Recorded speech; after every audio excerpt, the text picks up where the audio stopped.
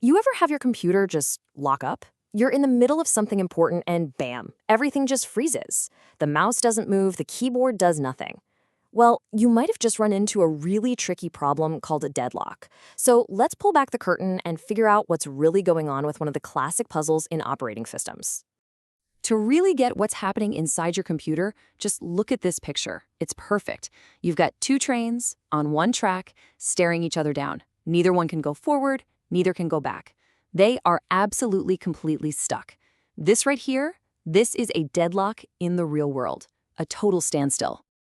Okay, so how does that train wreck translate to your computer? Well, in computer science, a deadlock is when two or more programs, we call them processes, get into a digital staring contest. See, each process is holding on to something it needs, like a file or access to the printer, but it's also waiting for another resource that the other process has locked down. They're all stuck waiting for each other, and so nothing happens. So, how in the world do we untangle a mess like that? Here's the game plan. We're going to look at the four ingredients that create a deadlock. Then we'll see how we can actually visualize it. After that, we'll explore the different ways to deal with it, from preventing it altogether to, well, a surprisingly common approach you might not expect.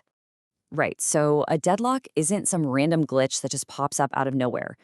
Think of it more like a recipe for a disaster. It needs four very specific ingredients, four conditions, that all have to come together at the exact same time for the whole system to grind to a halt. And here they are, the four horsemen of the deadlock apocalypse: mutual exclusion, hold and wait, no preemption, and circular wait. Now, the key thing to remember, and this is crucial, is that you need all four of these things to be happening at the same instant. If even one is missing, no deadlock. Let's break them down real quick. First up, mutual exclusion. Honestly, this one's totally normal and usually a good thing. It just means that some resources, like your printer, can only be used by one program at a time, right? You can't have two different documents trying to print on the same piece of paper at once. That resource has to be exclusive. Second, we have hold and wait. And this is where things start to get a little dicey. This happens when a process gets greedy. It's already holding on to at least one resource. Say it's using the scanner, but now it needs a file that another process is busy with. And here's the kicker. It won't let go of the scanner while it waits. The third ingredient is no preemption. This one's pretty simple. It means the operating system can't just play referee and forcibly take a resource away from a process. The process has to finish its task and release the resource on its own terms. You can't just boot a program off the printer because someone else is waiting. And this right here, this is the final nail in the coffin. Circular wait. Just look at the diagram. Process 1 has resource 1, but it's waiting to get resource 2. But Process 2 has resource 2, and it's waiting for resource 1. You see it? It's a perfect, inescapable loop. Each is waiting for the other.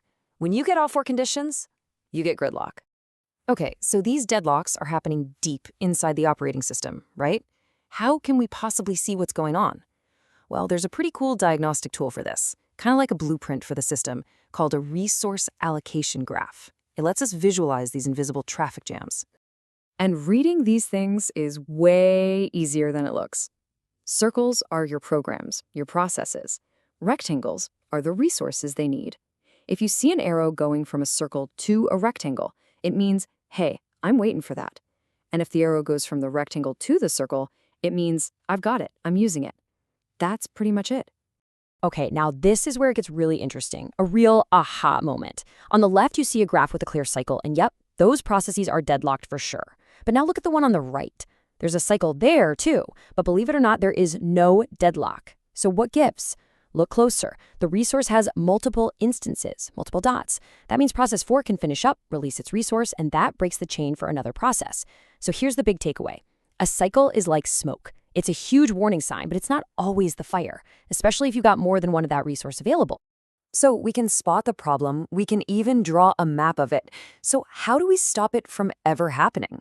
Well, our first strategy is the most direct one: deadlock prevention.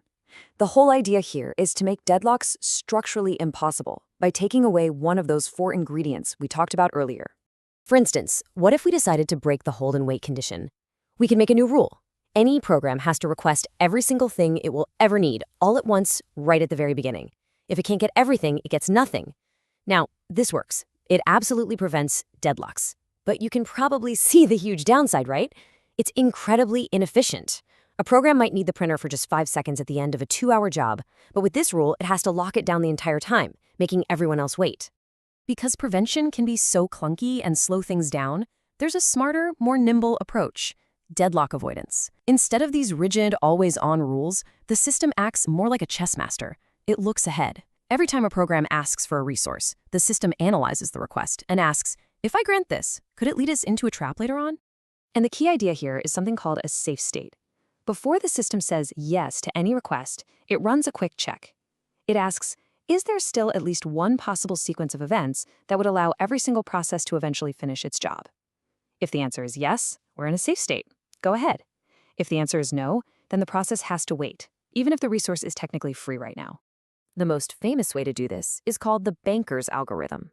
And the name is perfect because it works just like a real-life banker. A bank knows how much money it has in the vault and knows the maximum loan amount for all of its clients. It's only going to approve a loan today if it knows it will still have enough cash to satisfy all its other clients' needs down the road. The operating system just acts as that super cautious banker, but for files and printers instead of money. All right, so we have this strict never-again approach of prevention and the clever look-before-you-leap approach of avoidance. But what if we don't do either of those? What happens when a deadlock actually slips through? Well, that brings us to our final section, the cleanup crew, and a pretty shocking twist about how most computers you use every day actually handle this. So if a system just accepts that deadlocks might happen, it needs a 2-part plan. First, detection. It has to run an algorithm every now and then to check, are we deadlocked right now? Second, recovery. And this part is usually brutal. The system can just start killing off the stuck programs one by one until the cycle is broken. Or it can start forcibly taking resources back. Either way, it's messy, and it almost always means someone's losing unsaved work. So with all these brilliant strategies we've just talked about, what do the operating systems you and I use, Windows, Mac OS, Linux, what do they actually do? Well, here is the amazing punchline. They use the third option. They choose to ignore the problem altogether. And before you think that sounds lazy or crazy, there's actually a really smart, practical reason for it. It's a classic engineering trade-off. Running those complex prevention or avoidance algorithms all the time would actually slow your whole computer down. And in the real world, deadlocks are actually pretty rare. So designers figured out that the performance cost of preventing them is way higher than the cost of just rebooting the machine once in a blue moon. It's sometimes called the ostrich algorithm. You just stick your head in the sand and pretend the problem doesn't exist. And this leaves us with a really fascinating question, right? Modern operating systems have made a conscious choice to prioritize speed and performance over perfect 100% stability. They're betting that a computer freezing is so rare that it's a better deal for us to have a faster experience every single day and just put up with the occasional reboot. So when you think about it, do you think they made the right call?